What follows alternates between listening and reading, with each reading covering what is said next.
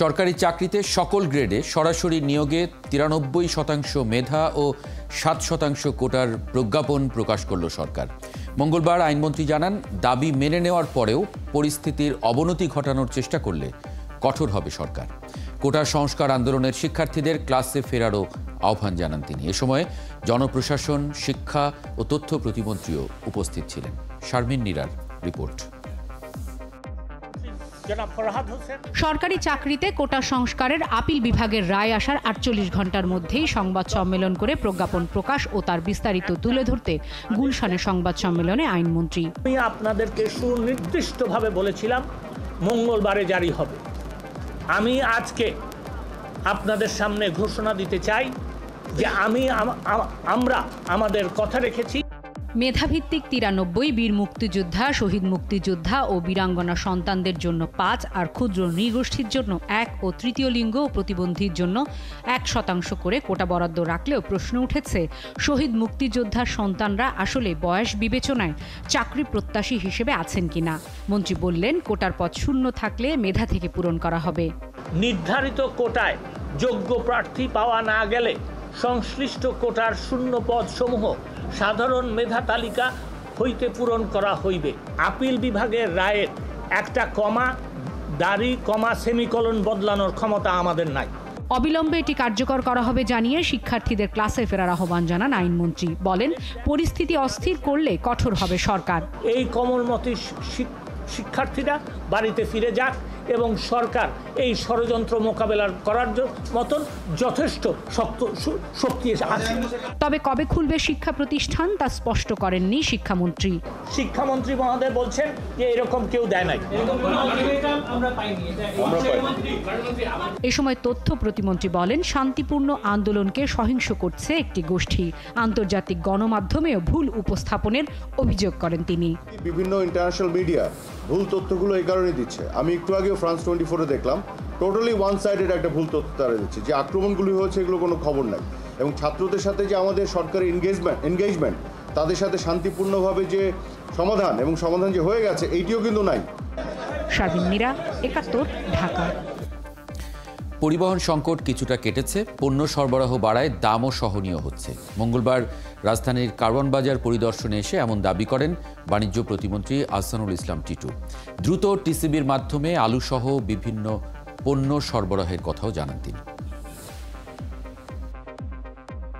মাঝে মাঝে যে গ্যাপগুলো হয়েছে কারফিউর, এই গ্যাপের মধ্যে এই মালগুলো আমরা রিলিজ করাইছি এবং পরবর্তীতে ডিসিদের মাধ্যমে আমরা পরিবহন করে আমরা এই হোলসেল মার্কেটে নিয়ে আসছি। বিশেষ করে কাঁচামরিচ, পেঁয়াজ নিয়েই উঠছিল বাজারে। আমরা আজকে পেঁয়াজ, আলু, কাঁচামরিচ পর্যাপ্ত পরিমাণের সরবরাহ আপনারা নিজেরাই দেখেছেন। টিসিবির মাল প্রয়োজনে আমরা বিকল্প ব্যবস্থা করব। আগামী 48 ঘন্টার মধ্যে যদি আমরা ইন্টারনেটের সমস্যা সমাধান না করতে পারি, আমরা ব্যাক টু প্রিভিয়াসিতে আমাদের যে তালিকা আছে সেই অনুযায়ী আমরা দিয়ে দিব। জনজীবনে অনেকটা স্বস্তি ফিরলেও পণ্য সরবরাহ পরিস্থিতি এখনও স্বাভাবিক হয়নি, তাই বাজারও অস্বাভাবিক। বেড়েছে কাঁচামরিচ থেকে শুরু করে পেঁয়াজ, আলুসহ সব রকম সবজির দাম। এদিকে বিআরটিএ চেয়ারম্যান বলেছেন, দুর্বৃত্তদের হামলায় একেবারে ভেঙে পড়েছে বিআরটিএর ব্যবস্থাপনা। ঠিক না হওয়া পর্যন্ত গ্রাহকদের কোনো সেবাই তারা দিতে পারবেন না। এসব নিয়ে আজকে কথা বলবো। আমাদের সঙ্গে আজকে আছেন সাবেক পরিকল্পনা মন্ত্রী এম.এ. মান্নান এমপি এবং টেলিফোনে যুক্ত থাকবেন ভোক্তা অধিকার সংরক্ষণ অধিদপ্তরের মহাপরিচালক এ.এইচ.এম. শফিকুজ্জামান। আপনাদের স্বাগত জানাচ্ছি সংবাদ যুগের শুরুতে। এ.এইচ.এম. শফিকুজ্জামান, আপনার কাছে একটু জানি যে নাশকতার কারণে পণ্য পরিবহন এবং সরবরাহ পরিস্থিতি ভেঙে পড়ার কারণে বাজারে পণ্য সংকট এবং না পৌঁছানো বাজারে একটা পরিস্থিতি তৈরি হয়েছে। মানে এই পরিস্থিতিতে বাজারে নজরদারি শুরু করেছে ভোক্তা অধিদপ্তর, এরকমটি আমরা গণমাধ্যমে খবরে দেখছিলাম। মানে আপনারা কি পাচ্ছেন আসলে বাজারের চিত্রটা? দেখুন, আমাদের গত 18 তারিখে বৃহস্পতিবারে যেদিন তারা শতাত্মক ডাক্তার, এর পরবর্তীতে যেটা হলো যে ওদিন বিকাল থেকেই কিন্তু আপনার অস্থিরতা তৈরি হলো এবং শুক্রবারের যে ধ্বংসযজ্ঞ আমরা প্রত্যক্ষ করলাম, সেখানে সত্যিকার অর্থে সারা বিশ্বের থেকে যে পণ্য সরবরাহ স্বাভাবিকভাবে একটা ডিজাস্টার হয়েছে। এবং সেইখানে যে বিষয়টি ছিল যে আমাদের যে পোর্টগুলো, বিশেষ করে স্থলবন্দরে আমাদের যে কাঁচা পণ্য, যে আপনার মরিচের কথা বলেন, পেঁয়াজের কথা বলেন, স্থলবন্দরগুলো, সেখানে বাণিজ্য প্রতিমন্ত্রী মহোদয় আমাকে বৃহস্পতিবার সন্ধ্যার পরেই তিনি আমাদের ফোনে জানালেন যে তখন কি করা যায়। এর মধ্যে কিন্তু আপনার ইন্টারনেট সবকিছুই বন্ধ ছিল। আমরা কিন্তু সেদিন থেকে যে কাজটা করেছি সেটি হলো যে আমাদের স্থলবন্দরগুলো, বিশেষ করে ভোমরা, আমাদের সোনা মসজিদ এবং হিলি, সেই জায়গায় আপনার কাস্টমস ক্লিয়ারেন্স যেটা অফলাইনে যেটা করা যাচ্ছিল না সেটি আমরা অফলাইনে করার ব্যবস্থা করা, ওখানে আপনার যে ব্যাংকের যে বিষয়গুলো ছিল, এবং আমরা যাতে ঢাকাতে পণ্যটা আসতে পারে এবং চট্টগ্রাম প্রোগ্রামগুলোতে যেতে পারে সেটাই আমাদের মূল লক্ষ্য ছিল, যে আমাদের বিপণন ব্যবস্থা যাতে খোলা না করে। অ্যাকচুয়ালি শুক্রবার, শনিবার এবং রবিবার মানে যেটা ছিল যে মোটামুটি ডিসরাপ্টেড অবস্থায় ছিল, এবং সেই সময় যেহেতু কার্ফিউ জারির পরে আসলে মানুষজনও নামতে পারেনি, কিন্তু আমরা কিন্তু গতকালকে আমরা বাজার মনিটরিং গিয়েছি এবং সেখানে যেটা লক্ষ্য করলাম, এবং আজকে আপনারা যেটা দেখালেন বাণিজ্য প্রতিমন্ত্রী মহোদয় উনিও আজকে কারণ বাজারে গিয়েছেন, সেখানে কিন্তু পণ্যের কোনো ঘাটতি নেই। অলরেডি কিন্তু আমরা সেই বন্দর, আমাদের স্থল বন্দর থেকে শুরু করে আমাদের যেগুলো সবজি উৎপাদন হয় আমাদের যে বেলগুলো থেকে, সেখানে কিন্তু পণ্যগুলো প্রতি রাতেই ঢুকছে এবং সেখানে পণ্যের কোনো ঘাটতি নেই। শুধুমাত্র এখানে কিছু পাড়া মহল্লার যে দোকানগুলো আছে সেখানে দু একটা পোর্টের দাম কিন্তু বেড়ে গেছে। আজকে যে কাঁচামরিচ আপনার কিন্তু শুক্র শনিবারের দিন 500 টাকার উপরে হয়ে গেছিল, আজকে কিন্তু এটি 200 টাকায় নেমে এসেছে। আমাদের যেটা ডিম কিন্তু আপনার অনেক সময় দেখা গেল যে 180-200 টাকা ডজন হয়ে গেছে, এটি কিন্তু 150 টাকায় নেমে আসছে। ব্রয়লার মুরগি কিন্তু এখন 180 থেকে 190 টাকায় বিক্রি হচ্ছে। এখন কিছু জায়গা আছে যেমন একদম পাড়া মহল্লায় যে দোকানগুলোতে, যেটি আপনার শনিবার বা রোববারে যখন কার্ফিউটা আপনার শিথিল ছিল তখন কিন্তু সবাই এমনি খেয়ে পড়েছিল, এবং সেই জায়গায় কিন্তু আপনার পণ্যের সরবরাহের যে ঘাটতিটা ছিল এটি অলরেডি আপনার এটা ঘাটতিটা নেই। এবং আজকে আমরা কৃষি মার্কেট যেটা মহৎের চালের আড়তগুলোতে গিয়েছিলাম, সেখানে আমাদের নওগাঁ, চাঁপাইনবাবগঞ্জ, বগুড়া বিভিন্ন মোকাম থেকে যে চালগুলো আসার ক্ষেত্রে আমরা কিন্তু সেই সরবরাহ ব্যবস্থা আমরা স্থানীয় প্রশাসন, জেলা প্রশাসন, বিভাগীয় কমিশনার এবং আইনশৃঙ্খলা বাহিনী সবার সাথে সমন্বয় করে কিন্তু রাতে কিন্তু এই কাজগুলো একটা সমস্যা ছিল আপনার যাত্রাবাড়ির যে রাস্তাটা আমাদের শনি রাস্তা, এই রাস্তাটা আসলে বন্ধ ছিল। এটিও এখন সংযোগটা চালু হওয়ার ফলে কিন্তু পণ্যের কোনো ঘাটতি কিন্তু এখন নেই। কিন্তু আমরা তো আগের উদাহরণগুলোতে দেখেছি যে অনেক সময় নানান ধরনের আসলে বাজারে এক ধরনের সুযোগের অপেক্ষায় অনেকে থাকে, সেটা নিয়ে দাম বাড়ানো বা পণ্য, সেগুলোর বিষয়ে আপনার কাছে একটু আমি জানবো, আসবো আপনার কাছে। আপনি একটু থাকবেন টেলিফোনে আমাদের সঙ্গে, যদি টেলিফোনটা না কেটে থাকেন আমাদের সঙ্গে একটু। এম এ মান্নান এমপি, মানে আপনি কি দেখছেন, মানে নাশকতা যেখানে হয়েছে, মানে এখন তো ধীরে ধীরে কারফিউ শিথিলতা বাড়ছে, অফিস খুলছে, মানে আমরা একটা ইন্টারনেট খুলে দেওয়া হলো, জনমনে তারপরেও একটা উদ্বেগ আছে, কিন্তু আমরা যে আক্রমণগুলো দেখেছি যে যে জায়গাগুলোতে, সবই আসলে মানে অর্থনীতিকে টার্গেট করে করা হয়েছে বলে মনে হয়েছে। সাপ্লাই চেইন একদম মানে ভেঙে ফেলা হয়েছে।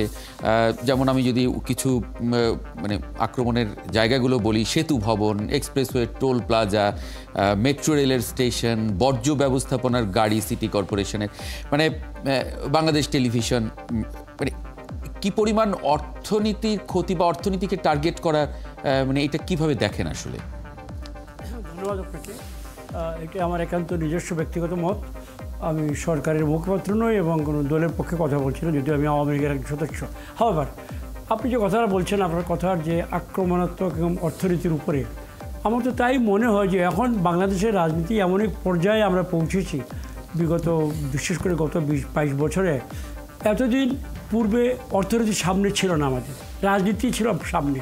এখন কিন্তু একটা মানসিক এবং বাস্তব জগতে পরিবর্তন এসে গেছে। এখন অর্থনীতি মূল সমস্যা। জীবন, ভালো জীবন, যোগাযোগ, কমিউনিকেশন, ইন্টারনেট যোগাযোগ, সড়ক যোগাযোগ, নদী যোগাযোগ, এইসব বিষয়ে আমাদের পূর্বপুরুষরা কেন, এমনকি 20-25 বছর আগে আমরা নিজেও চিন্তা করতাম না। এইটা হলো আমাদের পরিবর্তনের বিষয়। এবং এইখানে যেটা আমি বলতে চাই যে এই যে আক্রমণগুলো করা হয়েছে, উদ্দেশ্য দুটো। রাজনৈতিক উদ্দেশ্য ছিল সরকারকে এমনি একটু অস্থিতিশীল করে গড়ে তোলা, এবং যেহেতু মানুষ যখন ভালো জীবন চায়, বাংলাদেশের মানুষ যখন চলাচল করতে চায়, বাংলাদেশের মানুষ দ্রুত ইন্টারনেট চায়, দ্রুত সড়ক যোগাযোগ চায়, রেল যোগাযোগ চায়, তাই যারা এই সরকারের বিরোধী নানান কারণে, বিস্তারিত বলার এখানে অবকাশ নেই, তারা এইটাকে সুযোগ হিসাবে গ্রহণ করেছিলেন। অপরচুনিটিজম ইংরেজিতে শব্দটা, সুযোগ বুঝে। তারা কিন্তু মূল সমস্যার সঙ্গে তারা ছিলেন না। যে কোটা আন্দোলন নিয়ে জিনিসটা শুরু হলো, সেখানে তাদের কোনো ভূমিকাও ছিল না, মতামতই ছিল না। আমি তাদের কোনো মতামত দেখিও নাই। যারা আক্রমণটা করলেন, এমনকি বড় যে রাজনৈতিক দল বিরোধী বলা হয় বিএনপি, তারা শেষ মুহূর্তে এসে যখন দপদপ করে আগুন ছড়িয়ে যাওয়ার একটা প্রবণতা দেখা গেল, তখন তারা আগুনে ঘিতাহুতি দেওয়ার চেষ্টা করলেন। এবং তাদের মধ্যে যারা এই কাজটা করেছে তাদের অগ্রণী ভূমিকায় তাদের ওয়ার্কাররা হোক বা যারাই হোক বা যারা নির্দেশ দিয়েছে, তারা অর্থনীতিকে আঘাত করেছে। সেতু ভবন বলুন, মেট্রো রেল, এই সরকারের বর্তমানের বাংলাদেশের আওয়ামী লীগ নয়, সার্বিকভাবে বর্তমান বাংলাদেশের যে কয়টা উজ্জ্বল ফেস যেটা আমাদেরকে দুনিয়ার সামনে বা দেশের মানুষের সামনে প্রতিষ্ঠা করার চেষ্টা করছে, ওই সব জায়গায় আঘাত দেওয়া হয়েছে। মেট্রো রেলের কি আঘাত দেওয়ার কিছু, মেট্রো রেল যে ব্যবহার করে সাধারণ মানুষ, সেখানে আঘাত দেওয়ার চেষ্টা করে। তার উদ্দেশ্য ছিল অর্থনৈতিক ক্ষতি করে মানুষকে আরও বিরক্ত করা, মানুষকে আরও ক্ষুব্ধ করে গড়ে তোলা এবং অগ্নিতে ঘৃতাহুতি দিয়ে আরও যাতে আগুনটা বেশি হয়, এইটা তাদের মেইন লক্ষ্য। একজন নাগরিক হিসাবে আমি ব্যথা পেয়েছি, কষ্ট পেয়েছি এইসব দেখে। কারণ মূল যে বিষয়টা ছিল গোটা, তার সঙ্গে এইগুলার নাশকতার কোনো সম্পর্ক সরাসরি ছিল না। কোটা যারা আমার ছেলেপিলেই বলবো যারা করছিল, তাদের বৃহৎ অংশ একটা উন্নত বাংলাদেশ চায়, শিক্ষিত বাংলাদেশ চায়, আধুনিক বাংলাদেশ চায়। তারা এগুলো ধ্বংসের পক্ষে ছিল না। তাদের যে বিষয়গুলো তাদের পক্ষ থেকে যে বলা হয়েছে জোরালোভাবে সংস্কারের কথা, আমি নাগরিক হিসাবে মনে করি সংস্কারের অবশ্যই স্কোপ ছিল। এবং আমি দেখলাম যে উচ্চ আদালত এবং সরকার সকলের একটা যৌথ অবস্থান থেকে, প্রচেষ্টা থেকে আমরা মোটামুটি একটা বাঁক ঘুরে সুপথে আসতে পেরেছি। কিন্তু ক্ষতি হয়ে গেছে আস্থার দুনিয়াতে, যার একটা লক্ষণ আমরা দেখছি। দ্রব্যমূল্য আপনি যে বললেন, বিভিন্ন জায়গায় নজরদারি করে ধাপিয়ে লাফিয়ে বকা দিয়ে দাম কমানো যাবে না, এটা আমার ব্যক্তিগত মত। খোলা বাজার অর্থনীতিতে সবচেয়ে বেশি প্রয়োজন সবচেয়ে কম হস্তক্ষেপ। আমাদের দায়িত্ব সরকারে যারা আছি, সড়ক খোলা রাখা, ব্যাংক খোলা রাখা, আর্থিক চলাচল খোলা রাখা এবং লেনদেন যেখানে হয়, শেয়ার মার্কেটে হোক অথবা ফিজিক্যাল লেনদেন হয় বন্দরে, এনবিআরে, এইগুলা অতি দ্রুত কম নজরদারির মধ্যে, মিনিমাম নজরদারিতে এইসব কাজ করা। এইটা ধীরে ধীরে তো এই মানে কারফিউয়ের শিথিলতা আমরা দেখছি বাড়ছে, অফিস খুলছে, কালকে ব্যাংক খোলা থাকবে স্বাভাবিকভাবেই, মানে ইন্টারনেট খুলে দেওয়া হয়েছে কিছুক্ষণ আগে আমরা দেখছিলাম। কিন্তু জনমনে যে উদ্বেগ, এটা আসলে কিভাবে অ্যাড্রেস করেন আপনি? সময় লাগবে, যে কোনো আঘাতে, যে কোনো ব্যথায় সময় লাগে। ভাগ্য ভালো আমাদের যে আমরা এটা পার হয়েছি বলে আমি মনে করি। এখন একটু সময় দিতে হবে। এবং আমি মনে করি আবার আপনি আপনার উপস্থাপনা একটা শব্দ ব্যবহার করছিলেন বাজারের ব্যাপারে, নজরদারি। আমার ব্যক্তিগত ভীতি আছে। আমি এই ধরনের ফিজিক্যাল নজরদারিতে আমি বিশ্বাস করি না। নজরদারি হতে হবে পলিসি নজরদারি হতে হবে স্মুথ চলাচল অর্থের, মালের, রাস্তাঘাটের, এইগুলার। আমি দোকানে গিয়ে ঝাঁপ ভেঙে বা ঝাঁপ খুলিয়ে মূল্য তালিকা টাঙিয়ে, এগুলো আমি মনে করি শর্ট সাইটেড। এগুলোতে আলটিমেটলি ফায়দা হয় না। সকালে করে বিকেলে আবার আগের জায়গায় চলে যায়। আমাদেরকে একটা আস্থার মনোভাব ফিরিয়ে আনার জন্য ইন্টারনেট, হোয়াটসঅ্যাপ, যেখানে আমি জানি না, আমি টেকনিক্যাল লোক নই, এইগুলোকে সরকার শুরু করেছে। আমি দেখলাম সামান্য এটা ভীষণ ক্ষতিও করা হয়েছিল, মন্ত্রী মহোদয় বলছিলেন। সেটা রিস্টোর করে যত দ্রুত সম্ভব আমরা মানুষের অতি প্রয়োজনীয় এই সকল যে যোগাযোগগুলো, কমিউনিকেশনগুলো খুলতে হবে। তাহলে আস্থার মনোভাব ফিরে আসবে। অনেকে বিদেশে আত্মীয় স্বজন আছে, কথা বলতে পারছে না, নানাভাবে তারা মনোকষ্টে ভুগছে। এইটা হবে মূল দায়িত্ব। আমার যে মনে হয় যেটা যে শুরু হয়েছিল, যে প্রেইরি ফায়ার হলো ছোট স্ফুলিঙ্গ থেকে কোটা আন্দোলনের, সেটা ইট ইজ বিন হ্যান্ডেলড। যে ঘোষণা দিলেন এবং সেটা জিও রাজি মানে জারি হয়ে গেল 93 আর 7, ভেরি ফেয়ার আমি মনে করি। এরপরেও যদি সিভিল সোসাইটিতে সরকারের সঙ্গে যে কোনো মহলের আলাপের প্রয়োজন হয়, আলাপের দরজা সবসময় খোলা রাখতে হবে এবং কথা বলতে হবে। কারণ এটাকে টাইট করে ধরে রাখলে স্ফোরণ হয়। সে বিস্ফোরণে নানা সুবিধাবাদী গোষ্ঠী সুযোগ নিয়ে তারা নেমে যায়। প্রথম দিকে তো মোটো এরকম কিছু দেখি নাই। একটু আগেই বলছিলাম, আবার বলছি, সুযোগ বুঝে মনে করা হয়েছিল যে এখন বোধহয় নামলে এইটাকে আমাদের যে অর্জন, তাদের যে অর্জন, যে শর্ট টার্ম গেইন যারা করতে চেয়েছিল পলিটিক্যালি, এমনি পারে না নর্মাল পলিটিক্সে, এইভাবে তারা ব্যর্থ হয়েছে। ভাগ্য আমাদের, কিন্তু আবার যে চেষ্টা করবো না কোনো নিশ্চয়তা নেই। তাই আমাদের উচিত হবে অ্যাজ ফার অ্যাজ পসিবল যত দ্রুত এবং যত সম্ভব ট্রান্সপারেন্ট, খোলা এবং যথাযোগ্য ব্যক্তি যথাযথ জায়গায় যথাযথ দায়িত্ব পালন করবেন। যার যা কাজ সেইটাই করবেন। আমি আপনার পক্ষে কথা বলার বা আপনার কাজ করার কোনো স্কোপ এখানে নেই। It's a joint coordinated effort, সেইভাবে নিতে হবে। একে অন্যকে পিছনে ফেলে সামনে বুক তেতিয়ে গিয়ে আমি ক্রেডিট নিব, সেই স্কোপও এখানে নেই। অ্যাবসলিউটলি নির্মোহভাবে ঠান্ডা মাথায় আমরা যার যার দায়িত্ব পালন করতে হবে এবং সরকার প্রধান যার কাছ থেকে এই সিস্টেমে, এটা কোনো স্বৈরাচারী কথা না, সিস্টেমেরই কথা, সকল ক্ষমতার উৎস এই মুহূর্তে প্রধানমন্ত্রী, সরকার প্রধান, তাকে অপারেট করতে দিতে হবে এবং তাকে সহায়তা দিতে হবে আমাদের যার যার অবস্থান থেকে, যাতে করে সিভিল সোসাইটি, আইনের শাসন, প্রকৃত আইনের শাসন পুনঃস্থাপিত হতে পারে এবং এটা যত দ্রুত হবে তাৎক্ষণিকভাবে তত দেশের জন্য মঙ্গল হবে। এইচ.এম. শফিকুজ্জামান, মানে সরবরাহ চেইন পুরোপুরি চালু করতে আসলে এখন প্রয়োজনীয়তা কী এবং বাজারে যে ক্ষতি হয়েছে গত 5 দিনের নানান পরিস্থিতির কারণে, সেটাও আসলে সংখ্যাটা অনেক বড়। বিশেষ করে আমি অনেক জায়গায় দেখেছি গাড়ি পুড়িয়ে দেওয়া হয়েছে, যেগুলো আসলে সরবরাহ চেইনের খুব গুরুত্বপূর্ণ পার্ট ছিল। অনেক জায়গায় আক্রমণের শিকার হয়েছে রাস্তায়, সেই জায়গা থেকে। দেখুন, আমাদের সাবেক পরিকল্পনা মন্ত্রী মাননীয় মন্ত্রী মহোদয় সাবেক বললেন, সেখানে আমরা কিন্তু সবাই মিলে এখন কাজ করছি। যেটি ছিল সরবরাহ চেইনের, এটা অলরেডি স্বাভাবিক হয়ে গেছে। আমি বলবো যে এখন পণ্য কিন্তু ঢাকা আসছে এবং পণ্যের কোনো ঘাটতি নেই।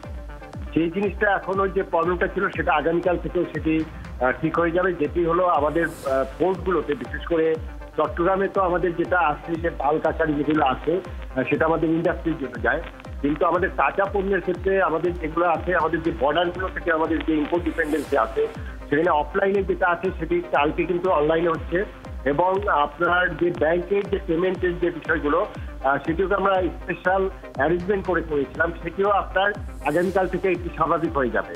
আর যেহেতু সীমিত আকারে আপনার ইন্টারনেট চালু হয়েছে, সেই জায়গাগুলোতে আপনার আমাদের যে লেনদেনের যে বিষয়গুলো, এটা যখন আরো স্ফীত হয়ে যাবে তখন কিন্তু এটি সেই আগের মতোই চলে আসবে। এখন যে জিনিসটা বললেন যে আমাদের পরিবহনে একটা সমস্যা তৈরি হয়েছে, সেখানে যে জিনিস যে আপনার এখানে একটা আস্থার সংকট আছে, এখন আমরা সেই আস্থার সংকটটা কাটিয়ে ওঠার জন্য আমরা এইভাবে আশ্বস্ত করতে চাই পরিবহন যারা শ্রমিকরা আছে, বিশেষ করে ট্রাক ড্রাইভার, লরি ড্রাইভার যারা আছেন, আমরা অলরেডি কাজ করছি এবং আমাদের স্থানীয় প্রশাসন কাজ করছে।